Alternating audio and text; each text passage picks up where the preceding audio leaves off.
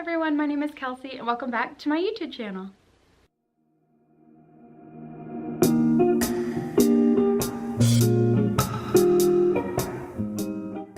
Today's video is definitely an interesting one. I've never filmed one like this before, and I also don't really like exposing people, if that makes sense. Like, I'm not about that. That's not what I want my channel to be about and all that kind of stuff. I want positive videos.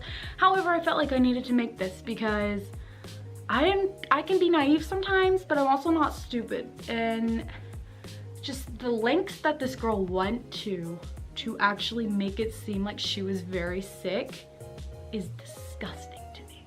So let's just jump right into it and spill some tea, if you will. All right, so the story starts out about give or take like 6 months ago, somewhere around there, just a few months ago.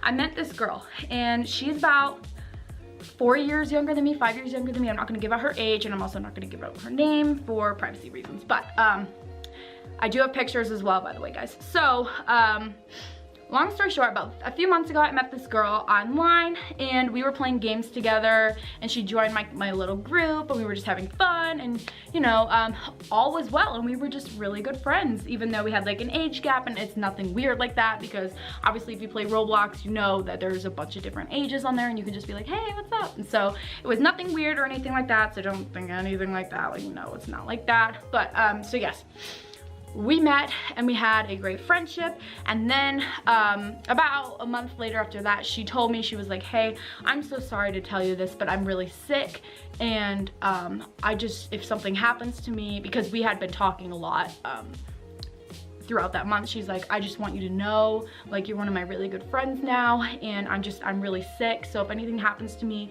don't think that I just left you. And I'm like, oh my god, honey, like, what's wrong? Like, you know, explain to me more. And she said she had like stage 3 lung cancer, and I was like, crap, like, that's awful, I'm so sorry. And if you watched my previous videos a little bit ago, you would have found out that I almost had cancer. So we were kind of going through this at the same time, basically. And I got lucky, I did not have cancer, so I am very, very blessed in that. But she wasn't, and she was claiming that, like, oh my god, like, I have this, this, and this, so many health issues and everything like that. So yes. So after a few months of talking, or a couple months after that of talking to her, I got very close to her, and I was like, oh my god, like, I feel you. Like, I was so scared finding out and everything like that. Like, I didn't know what to do, and obviously she was very lost. And so, you know, we just kind of bonded, and I ended up giving her an email of mine, and we would just kind of like chat back and forth, like, how's your chemo going, how's this going? And then I actually gave her my phone number, and I was like, you know, call me if you ever need anything. Like, I'm so upset for you. Like, I was very, very supportive in her journey and everything like that. Like, obviously I would be. I even offered, she lived like 2 hours away from me, I offered to come pick her up and give her a day of fun. And I was like, you know, we don't have to talk about your sickness. We can go eat pizza, have fun, get our nails done. You know, I will pay for everything. I did not care. I was like, you deserve a day of fun. So I offered to even do that. And so for the fact that she was scamming me is awful. It is so awful. So yeah. All right, so where this story kind of takes a weird turn is a couple months into her being sick. She would call me, and I actually FaceTimed her a few times. She would call me, you know, like, hey, how's it going? I would hear beeping noises in the background, like, you know, like beep, beep, beep, like, you know, monitors, if you've ever been hooked up to that stuff or been to a hospital, you know, the beeping monitors. I would also hear nurses talking in the background, like, hey, like, so this is gonna be the treatment today, blah, blah, blah, let's send her parents a note, blah, blah, blah. So anyways, I would hear noises in the background, and everything seemed real. I don't know, maybe if there was a TV show, but like, if it was so consistent, she was so smart about it that you wouldn't think anything of it. And I remember one time that we were texting back and forth, and I was like, how's this going? And she goes, I'm being rushed into surgery. Now, mind you, hospitals, if you are dying, obviously they're going to do a surgery, but on like Saturdays, they don't really schedule surgeries unless you are in like critical condition. And yes, she kind of was, but again, this was just another surgery that she had. And mind you, I asked her how many surgeries she had, and she was like, oh, it's well over the 100 mark, like, I couldn't even tell you. And I'm just like, you know what, I'm not gonna judge, because cancer patients, you know, they probably do have a lot of surgeries, but I was thinking more treatments, not surgeries. But you know what? I've never had lung cancer, so I should have researched it, and I was dumb. I know that now. But yes, so fast forward another month, I was at Ulta shopping, and you know, I'm just talking with her, and she goes, hey, I'm being rushed into surgery. I'm like, oh my God, good luck, like this is crazy, like, you know, all this kind of stuff. And she was like, I'm being rushed into surgery. I'm actually getting a type of lung transplant, so hopefully I can breathe better, because she had said the cancer kind of spread it up to all of her lung, because it used to be only one lung and then it got two, and that she was getting basically like a new set of lungs, but different parts from lungs. So it wasn't a full-on lung transplant, but there was parts from somebody else's lung who is dead, and then they take it and, you know, put it into her. But I'm not stupid, and I know that transplants are a very big thing. The recovery time is months, could probably be years, to be honest. My grandpa has been on the donor list for a heart for God knows how long, and you never ever get like put on the donor list unless you are so dying that there is nothing else they can do but give you a new heart or new lungs or things like that. So it was weird. So after all of that, she had woken up from surgery a day later and goes, hey, like I'm doing so much better. I'm like, wow, that's awesome, but like, isn't that fast? And she's like, oh yeah, but like it was only a few parts. And so I was like, oh, okay. She's like, I breathe so much better now, like I'm doing so much better. I'm like, that's awesome. But again, sorry about my camera focusing. But again, I was like, wait, what? Like something in there didn't really register with me. But again, I let it go because I'm stupid and I should have questioned it more, and yeah, I should have questioned it more. But fast forward to another month, and I do have screenshots of this, and I will be reading it in a minute or two. But she says, I'm being rushed into surgery. My head hurts so bad, and they want to see what's going on. They think I have a brain bleed. And I was like, oh my God, like freaking out, because at this point we had been talking for months, and she was like a little sister to me. And I was like, oh my God, like that's so awful. And like, have your sister text me, you know, have her or your mom text me what's going on and things like that. And before I start reading this, when I asked her if I was able to take her out on a special day, she said, of course, that she would have to check with her mom, which is 100% yes, you need to check with your mom. I want to meet your mom and talk to your mom, so I'm not a creeper or whatever, you know. But she always said when I was going to talk to her mom, don't bring up my sickness because it makes her sad. And now I know it was clearly because she was faking it. And if I would have brought the sickness up with her mom would have turned to me and been like, what sickness? All right, so here we get to some of the text.